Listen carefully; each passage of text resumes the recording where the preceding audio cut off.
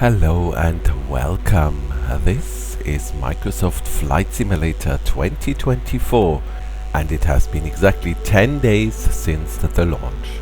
Now, I think we can all agree the launch was, let's just say, less than optimal, but now we've had 10 days with the sim, we've had some time to get to know the product a little bit better, and here's what I think I've learned, things I like, things I don't like, and where I hope we go from here. So first, the good news: the problems we all had with logging into the sim seem to have disappeared. Every time I want to start the sim, it starts up just fine. And that's great, because that was really the biggest problem at the beginning. Now, I don't know how they fixed it, whether they increased the capacity or whether it's just the number of users have dropped off. I don't know. They might tell us one day, or maybe they won't. Personally, I hope it's the first option, because every time, let's say, PMDG releases a new aircraft, or I could imagine when the fly-by-wire A380 officially gets launched on Microsoft Flight Simulator 2024, this could cause a huge influx in traffic, and I really hope that we don't face the same problems again. So that's good. We can get into the sim now, at least I can, without any problem. And I can play whatever I want, wherever I want, and that's that sounds weird, but that's already a huge improvement. However, I have encountered some bugs. So all the InniBuilds aircraft, for example, none of them had any sound. I went to the InniBuilds website and they have already given instructions on how to solve the problem. If you suffer the same problem, go to their website. Essentially, you have to find each aircraft folder and delete some files, so that the sim, when it starts up, generates them again. So something seems to have been corrupted during the initial startup. And then sometimes I still miss some textures. To be honest, the last 4 flights I didn't notice anything, but before that, in the cockpit or outside the plane, I could see some blotches without textures. Maybe, again, the servers are a bit overwhelmed. I have a very fast internet connection. We have a glass fiber connection, so internet here is really not a problem. In terms of performance, I'm really happy. I don't have a high-end system at all. I have a GTX 3080 card, so you know, the previous generation. So I'm running on high settings. I haven't fiddled too much with the graphics settings, and it runs really well. I have the FPS counter on. You might be able to see it. It's very small though, in the top left corner. And I usually hover between 30 and 60 FPS depending on where I am, but I have to say, even with 30 FPS it all seems really smooth, and that's really the most important thing. The number of FPS are irrelevant if it's stuttery. There are a few things I'm still a bit annoyed by. Let me start the sim. So the thing I really have a problem with is the key bindings and the bindings to any hardware you should have. If you do want to do the key bindings, you are presented with this menu here, which in my opinion is so complicated and really, to be honest, it doesn't work. I've used the apply to all aircraft so many times, but every time I load an aircraft I haven't used before and I try to fly it, nothing happens, because none of the bindings have been applied to that aircraft. Yeah, in my opinion, I just don't understand what they did here. There was absolutely nothing wrong with the MSFS 2020 binding system. I can't ever remember anyone complaining about it, so why fix something that isn't broken in the first place?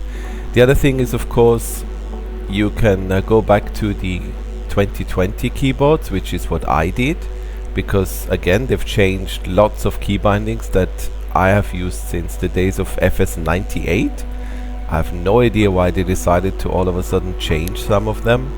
But if you do this and you go into a free flight, then you cannot walk, because obviously in 2020 there was no walking.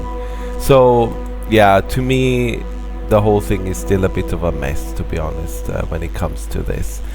Another thing is that the mouse works completely different now when you want to push or pull buttons, and this is something I find really annoying because I cannot change it.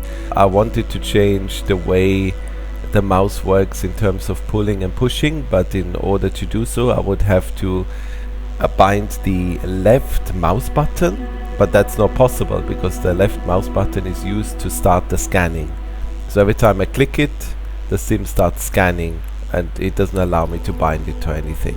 I don't know if there's a way around it. If you know about it, please let me know, because it's super annoying. I just want to use the left mouse button to push and the right one to pull, like we always did, and it just won't let me do it. So something that's new is the career mode, and I've fiddled around with it a little bit, and I have mixed feelings about this. On the one hand, I know exactly what they are doing here. You need to give some people a purpose to fly, and a lot of people jump into this sim without any idea how to actually fly an aircraft, and this is a great way of teaching them and getting them to achieve goals. The problem is that a lot of us, you know, I think are very experienced simmers. I mean, I've been simming since the days of Amiga. My first computer was an Amiga, no, actually Commodore 64, and then the Amiga 500. So we're talking, you know, late 80s, early 90s. And I've been simming ever since. As some of you know, I fly in the real world. I fly the Airbus series. So I don't know. I really don't see why I have to make my way through all of this to unlock scenarios that I'm interested in.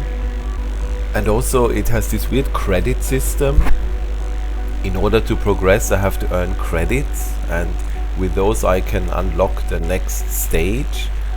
It feels very gamey. It feels very like mobile phone game stuff.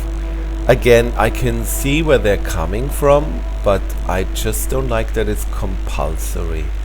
If they could give me an option in the gaming options where it says sandbox mode or whatever and everything is unlocked, I think that would be better. People who like this stuff can do it, why not? And maybe even I would do it just for fun after a while. But initially, if I want to do firefighting, which is something I'm really interested in, why do I have to spend many hours working my way up to that point, flying circuits in a Cessna, which is something, quite frankly, I'm really not interested in at all. I used to fly the Cessna at flight school. It was nice, but my goal has always been to fly airliners. And since I've got my ATPL and the type rating on the Airbus, I've never ever touched a GE aircraft again, and I have no intentions of ever flying one of those things again. I'm not interested in them. They were a tool to teach me how to fly, and now that I fly large airliners, that's what I do, and I have no intentions of going back. So to me, for me personally, this doesn't work so well. Again, you need to look at it from a developer's perspective, and I can sort of see where they're coming from, but why make it compulsory? Please give us the option for a sandbox mode where I can unlock everything and just go flying and try out some missions. That would be really nice, and I think for many of us a huge improvement. Okay, so everything I talked about now sounds almost a bit negative, but to be honest with you, that is not the full picture. So you can see me here. I was doing a test. Everything is on ultra. I was flying the F-18 at low level. You probably won't see it, but I'm around 50 FPS, which for my system is actually pretty good. And yeah, as you can see, it just looks absolutely stunning. So when it works, it is amazing. The lighting effects in this sim, the difference may be subtle to 2020, but to me it makes a huge difference. And it's not just the lighting, it's everything else. You can really tell when you fly into a different country. The architecture, the trees, everything just looks different, and it really gives you the feel that you are flying through that part of the world. So we've really moved away from this generic feel where everything looks the same, and the tree is a tree and the house is a house. So here I'm flying in the north of Spain through some mountains, just fooling around, and as you can see, I mean, to me this looks just amazing, absolutely mind-blowing. And this is where the sim really shines at the moment for me. just fooling around, having fun, exploring the world. And yeah, in that respect it beats Microsoft Flight Simulator 2020 hands down. So where does this leave us at the end of the video? Well, like I said earlier, when it works, and it works really well. It's a pretty sim, there's a huge amount of potential, and going forward I'm very positive that this is going to be our go-to sim. And yeah, I think MSFS 2020 will be remembered as the sim that sort of opened the door, and this is where we're at right now. Thing is though, at this moment in time I'm still using both. So for the so-called serious airliner flying, I'm still going back to 2020, and if I want to experiment and maybe take some nice screenshots, then I come into this sim. And that's a bit of a shame, because I was hoping that right from the get-go we would have something that would work really well. But unfortunately that is not the case. Even though some of the things have improved, overall, yeah, there's still a few bits and bobs that I think need to be ironed out. It's still not there, and it's still not the sim I was hoping we were going to get. I mean, just look at the camera here, it's rather erratic.